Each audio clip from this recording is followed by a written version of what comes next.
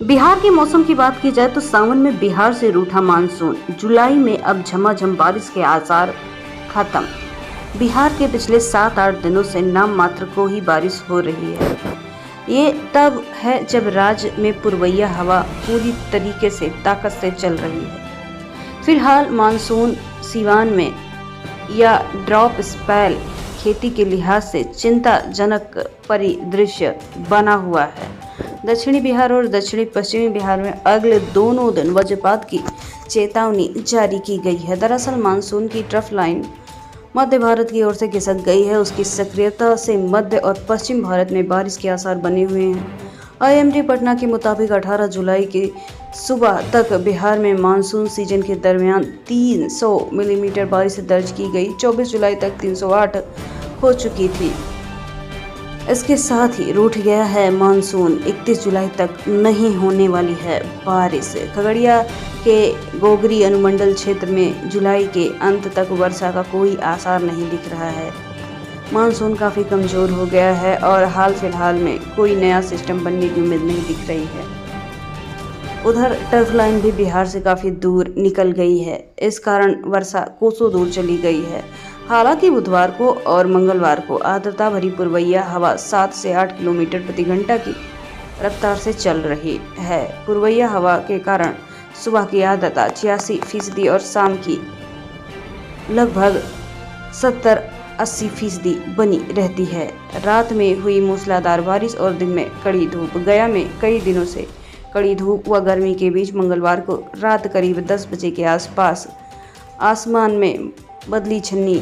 इसके बाद बिजली कौंधी और वज्रपात के साथ मूसलाधार बारिश हुई।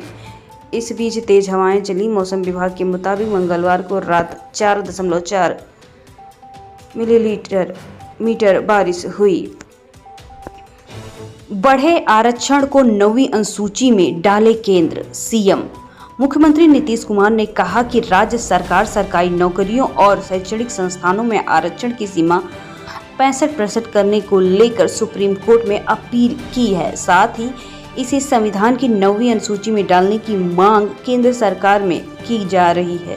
विपक्ष के सदस्य यूं ही हल्ला मचा रहे हैं। बुधवार को प्रश्नकाल के दौरान विधानसभा में विपक्षी सदस्यों की नारेबाजी पर टोकते हुए मुख्यमंत्री ने सदन को बताया कि आरक्षण को लेकर बिहार में हमने ही जातीय जनगणना कराई है। किसी को ना कोई आइडिया था और ना ही जानकारी। जातीय जनगणना होने के बाद आरक्षण की सीमा बढ़ाकर 75% हो गई है। अभी पटना हाई कोर्ट ने रोक लगा दी है तो उसके खिलाफ सरकार सुप्रीम कोर्ट गए हैं। केंद्र को भी पहली बार 9वीं अनुसूची में शामिल होने का प्रस्ताव दिया गया है। मुख्यमंत्री ने कांग्रेस सदस्यों की ओर इशारा करते हुए कहा, कल बिहार को विशेष राज्य दर्जे की प्राप्ति के लिए आंदोलन चालू रहेगा।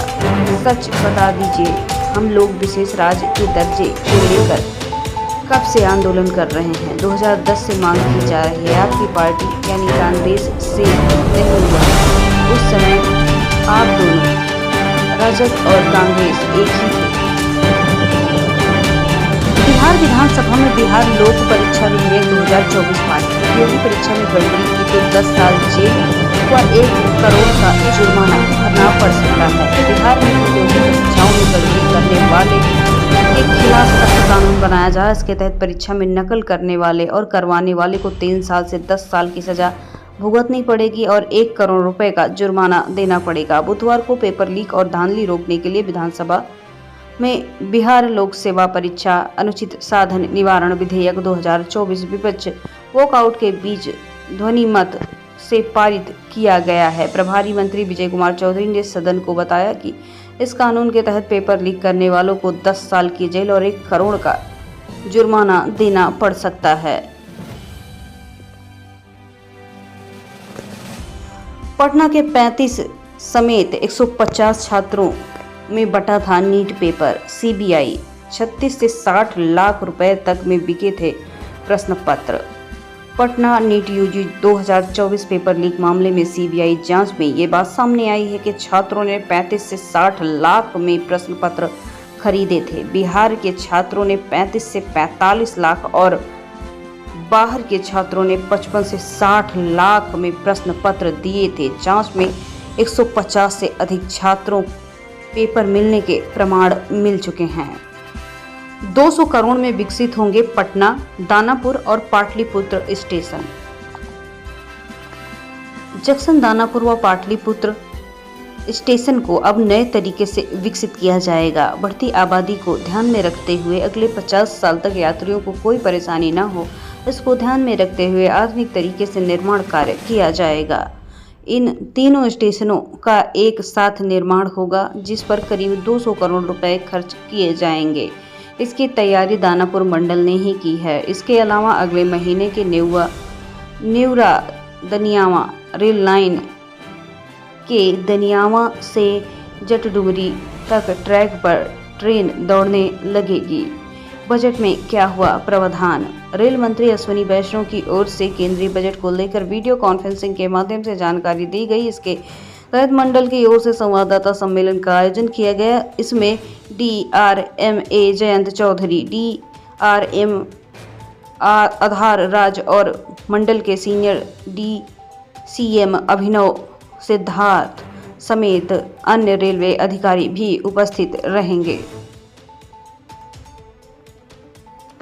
युवा कांग्रेसियों को दौड़ा कर पीटा गया। बिहार को विशेष राज्य दर्जा का राज्य देने, अग्निवीर योजना खत्म करने, नीट दोबारा आयोजित करने की मांग लेकर बिहार विधानसभा भवन का घेराव कर रहे युवा कांग्रेस के कार्यकर्ताओं पर बोरिंग रोड पर चौराहे में जमकर लाठियां बरसाई गई।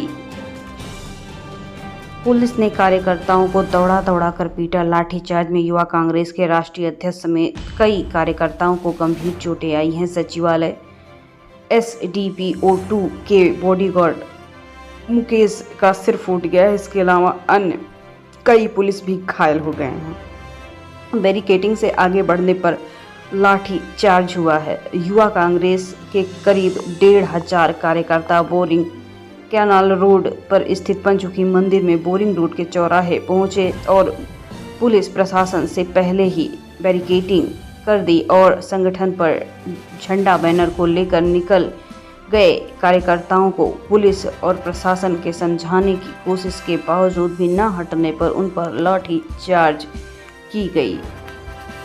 इसमें काफ़ी बुरी तरीके से कार्यकर्ता जख्मी हुए हैं, जो बिल्कुल भी सही नहीं हुआ। 31 जुलाई को निकलेगा 69वीं BPSC मुख्य परीक्षा का रिजल्ट। 17 अगस्त को होगा साक्षात्कार। 21 परीक्षाएं इस वर्ष। नया एग्जाम कैलेंडर जारी हो चुका है।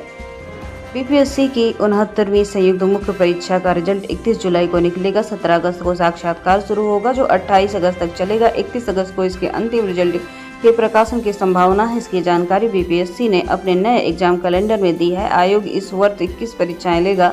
उसके द्वारा जारी नए एग्जाम कैलेंडर में भी सभी परीक्षाओं और उनके रिजल्ट का प्रकाशन तिथियों के उल्लेख के हिसाब से होगा। कुछ परीक्षाओं के PT के साथ साथ मुख्य परीक्षा और साक्षात्कार की तिथि भी बताई गई। हालांकि नए कैलेंडर में शामिल 21 परीक्षाओं से 16 की तिथियां जारी हैं। बिहार विद्यालय परीक्षा समिति करा सकेगी ऑनलाइन परीक्षा। बिहार विद्यालय परीक्षा समिति अब अपनी कोई परीक्षा ऑनलाइन आयोजित करा सकेगी। विधानमंडल के दोनों सदनों में परीक्षा समिति को अधिकार प्रदान कर दिया गया है। दस्तखत कितना लंबा करती हैं? बजट कहां समझ आएगा? राबड़ी देवी पर ये क्या बोल गए ललन सिंह? लोकसभा में केंद्रीय बजट पेश होने के बाद बिहार में बयानों का दौर लगातार जारी है। सत्ता पक्ष बजट से खुश है तो विपक्ष में इसके विरोध चालू हैं। RJD सुप्रीमो लालू प्रसाद यादव की पत्नी और पूर्व मुख्यमंत्री राबड़ी देवी ने बजट पर प्रतिक्रिया देते हुए कहा कि ये कुर्सी बचाने के लिए बजट है। राबड़ी देवी की प्रतिक्रिया पर केंद्रीय मंत्री JDU के पूर्व राष्ट्रीय अध्यक्ष राजीव रंजन उर्फ ललन सिंह ने हास्यास्पद बयान देते हुए तंज कसा कि उनको कहां समझ में आएगा। दस्तखत कितना लंबा करती हैं वो देखिए। ललन सिंह का ये बयान बीते मंगलवार जुलाई 23 का है। बिहार में एक चौंका देने वाला मामला सामने आया है। गया में अनोखी शादी, 70 साल के दूल्हे से 25 वर्षीय दुल्हन ने किया निकाह। दोनों की थी रजामंदी। गया जिले के शेरघाटी अनुमंडल में अमस प्रखंड में हमजापुर में हुई एक शादी काफ़ी चर्चा में है। इस शादी को देखने के लिए ग्रामीणों की भारी भीड़ उमड़ी थी। बताया जा रहा है कि जहां 70 वर्षीय बुजुर्ग मोहम्मद कलीमुल्लाह नूरानी ने 25 वर्षीय युवती रेशमा परवीन से सोमवार को निकाह किया है। 70 वर्षीय दूल्हा आमस के बैदा गांव का और दुल्हन परवीन इस्लाम नगर की रहने वाली है। इस बेमेल शादी को देखकर काफ़ी लोग हैरान हैं। इस पे 70 साल के बुजुर्ग ने क्या कहा, ये जानते हैं। निकाह होने के बाद बुजुर्ग दूल्हा अपनी दुल्हन के साथ अपने गांव बैदा चला गया। निकाह के दौरान मुस्लिम समुदाय के सैकड़ों लोग की मौजूदगी में रस्म अदा की गई। ये चर्चा का विषय बन गया है। कलीमुल्लाह ने बताया कि शादी करने की सख्त ज़रूरत आ पड़ी थी, इसलिए निकाह किया।